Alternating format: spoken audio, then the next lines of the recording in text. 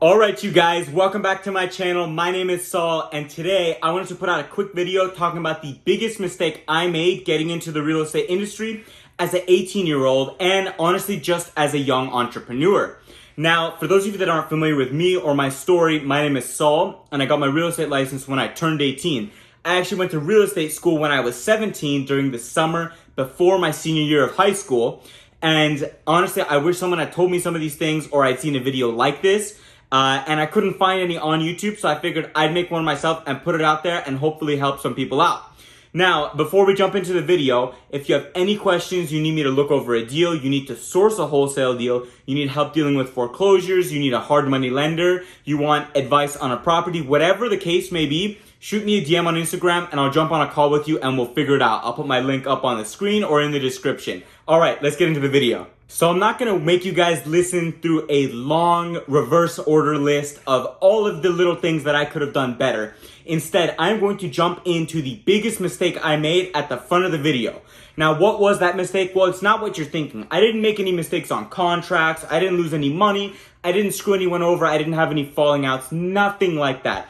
My biggest mistake was actually how I marketed myself, not only as a realtor and as an agent, but as an entrepreneur, as an investor, and as a real estate advisor. Now that might not make sense to a lot of people, but I'm gonna go ahead and explain it a little bit further because it's actually something that's proven to be a little bit detrimental to my career when I first started out, and it took me a long time to work out of the rut that I was in. So what the hell was this marketing idea that got me stuck in this rut in the first place? Well, it actually lays in what I thought was an ingenious plan on how to market myself as a real estate agent. I ended up making my brand, my catchphrase, essentially what people would know me as in the industry as Saul, Arizona's youngest realtor. Looking back, what a stupid idea, right? Because the second you say you're the youngest at anything, any sort of professional career, it immediately causes a lack of trust between you and whoever you're speaking to. In case you're wondering why I chose to use the slogan or the motto or branding as the youngest realtor in Arizona, obviously I was the youngest realtor, right? But in my mind, I thought, and I know this is gonna sound really stupid, but I thought that if people hear that I'm the youngest realtor, that it would foster a sense of trust and respect in them because they would see the fact that, I took the initiative to go to real estate school when I was 17, right? Give up my summer to go and do that and get my license, sitting in classes with people that are 30 or 40 years old and teaching myself everything on my own and taking that initiative. Obviously, it didn't pan out like that, but that was the thought process. And saying it out loud, it sounds so stupid. Now, it did work in that as a marketing tool, it got me a lot of attention. Naturally, a lot of people asked me questions. I got an interview with the Arizona Association of Realtors, and I even jumped on 2 separate podcasts, right? But it didn't actually translate to more business. If anything, it actually lost me business because no one wants to work with the youngest person out there. People want to work with someone with experience, someone they can trust and that can actually advise them in their endeavors. Because don't get me wrong, I knew a lot about real estate, right? I knew everything about the contracts. I knew how to negotiate. I knew all the stuff on the investment side, right? I knew how to wholesale deals. I knew how to source whatever I needed to source. But the second that I said I was the youngest, it was a turnoff, right? And looking back, I really honestly wish that I hadn't done that, but I can't go back and change something in the past. All I can do is give out advice so hopefully someone doesn't make the same stupid mistake that I did. Now, if you're wondering how I ended up working myself out of that rut, it's actually by documenting the process of what I'm doing in the real estate industry, showing my experiences, showing closings, showing inspections, showing walkthroughs of houses, right? Showing how I would walk through a property and what I would specifically look for in an investment property. Teaching people, right? Actually trying to add value rather than just trying to stick on a stupid catchphrase to my name. But let's go ahead and jump into the second mistake that I made. Obviously, the second mistake is not nearly as bad as the first mistake because the second one was more of just an oversight than anything.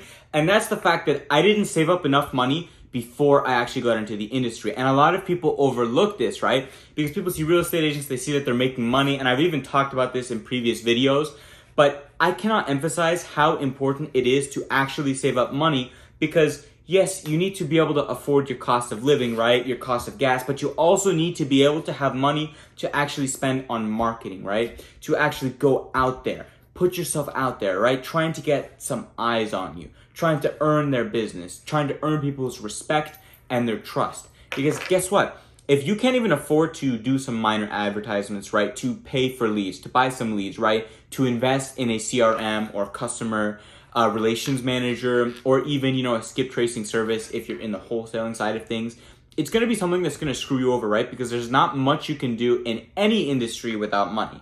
Now, obviously, is there such a thing as, getting into the real estate industry with no money and buying properties? Yes. But when people say no money, you have to remember that they're saying no significant amount of money, right? You're going to need a couple grand regardless of what you want to do with your life, even if that's working a minimum wage job, because you're going to need to have that money to spend on emergencies, right? Or if you're in the industry, you need to spend it on marketing or car expenses, or closing docs, or a transaction coordinator, or just networking events in general.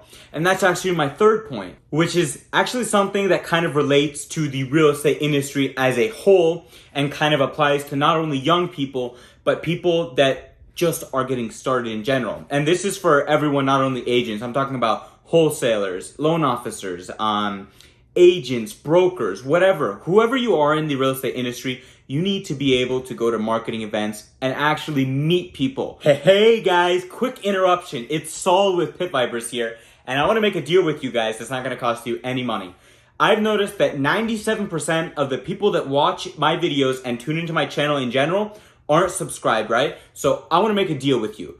I want you to drop a like and I want you to subscribe. And in 24 hours, if you don't feel good about it and you don't like this video and you don't like my other videos, then come back and unlike and unsubscribe. All right, back to the video. Because real estate is a people business. It's not just real estate, right? Because guess what? If you don't have friends, if you don't have a strong network of individuals that you surround yourself with, then you're as good as dead, right? Because what happens when a client comes to you and they need a loan officer recommendation? What happens when a client comes to you and they need an inspector, or they need a home warranty recommendation, right? Or they need advice on insurance? You need to be able to have people that are lined up so you can send them referrals, and that you can honestly just hopefully get referrals for yourself, because they need people to send information to as well, because people trust them, right? It's not a one-way streak. Everything in real estate is about who you know. Now, I want to just keep banging through these mistakes that I made so we can just get this video over with and I don't waste your guys' time. The next mistake that I made was honestly that I became an agent, right? I don't know why there's this notion out there that the best way to get started in the real estate industry is by becoming an agent. Because in all reality, a lot of people started, like a lot of big people started by doing different things. You don't have to become a real estate agent to make connections and become an investor. You can go become a loan officer. You can become an appraiser. You can become a home inspector, right? You can become a wholesaler, which is actually probably the easiest because there's no licensing required. By the way, let me just quickly interrupt my rant that I was having, and let me just say, I'm not putting the idea of being an agent down, and I love the fact that I'm a real estate agent because it's been a blessing and I've had so much fun. I'm more talking about this idea that you need to become a real estate agent, and that's the only way, because that's how I felt when I started, right? And obviously it ended up working out for me because I love it, but a lot of people aren't happy with it. So keep that in mind, and let's get back to the rant. But you could go out and you could just go put in time and clean up properties, right? And use that money to start investing and just attend these networking events. Because for some reason, there's this idea out there that all of the good people in real estate started as agents. And as I mentioned before, a lot of big people started in different roles. Like, I'm sure everyone knows Manny Koshman.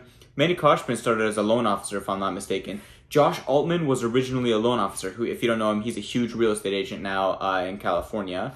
I don't know, who's another person? Ben Mala. Ben Mala kind of started in a property management role, right? Because if I remember correctly, he started out by cleaning up a lot of the trash at the apartment complexes and slowly taking on more responsibility and eventually working himself up and growing his connection with that investor that owned his complex and managing more properties for him and growing his portfolio that way, right? So don't limit yourself, right? If you don't actually enjoy being an agent and it's not something you want to do, don't do it. Go after a form of, or just an occupation in the real estate industry or another industry that you genuinely enjoy and that you can see yourself doing day in and day out. So one, you're not miserable, and two, you actually do it. Because if you don't enjoy it, you're not going to do it. It's at the end of the day, it's a sales job, right? It's not as salesy as a lot of other salesman positions are, but it requires a lot of effort, it requires a lot of time, and it has a lot of rejection.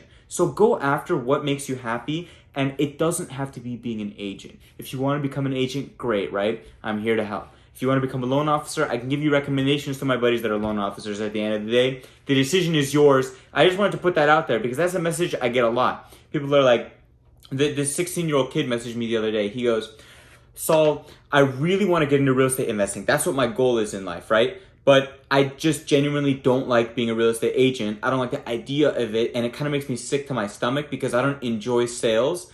And, honestly, I finished my prerequisite hours, my CE hours, and I'm about to take the test, but it just doesn't seem right for me because, one, I like to have a set schedule, right? I don't like to have my days messed up. And two, I want that guaranteed income. So I straight up told him, I was like, well, why don't you go after a different career, right? There's lots of jobs out there. You don't have to focus on just this, right? You can do another job, save up money, and slowly invest in your career, right? Slowly save up money to put as a down payment on a property or honestly even joint venture with someone.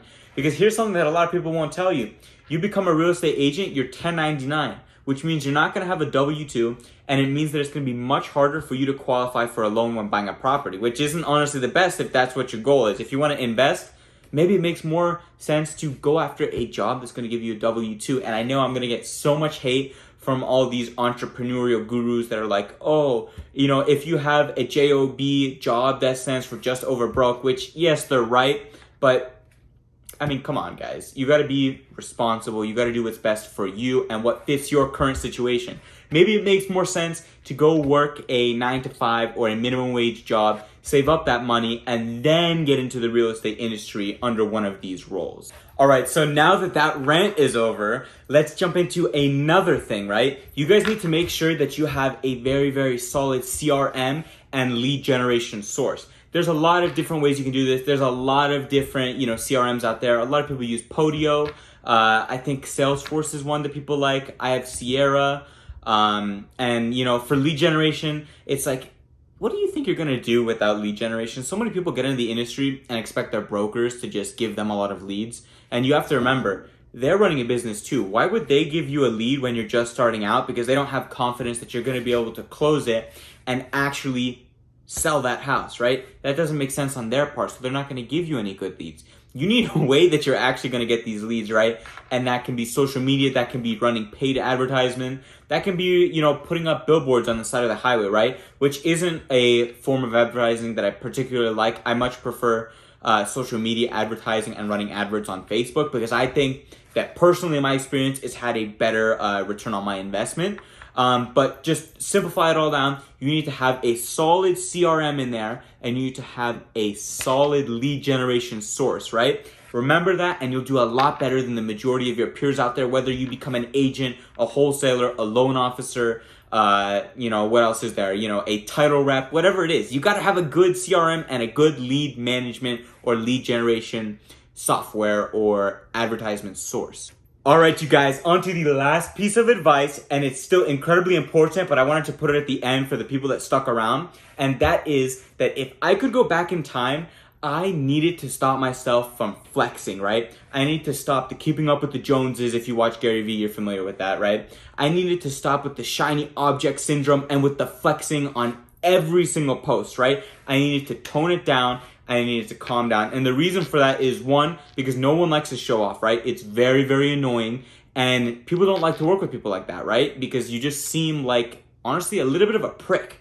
Sorry for cursing. But the second point of that is that it's going to kill you on the business side because people don't want to work with someone that they feel is making a lot of money off them, right? People want to work with someone that they trust, that they like, that they enjoy being around. That no one wants to feel like they're being used.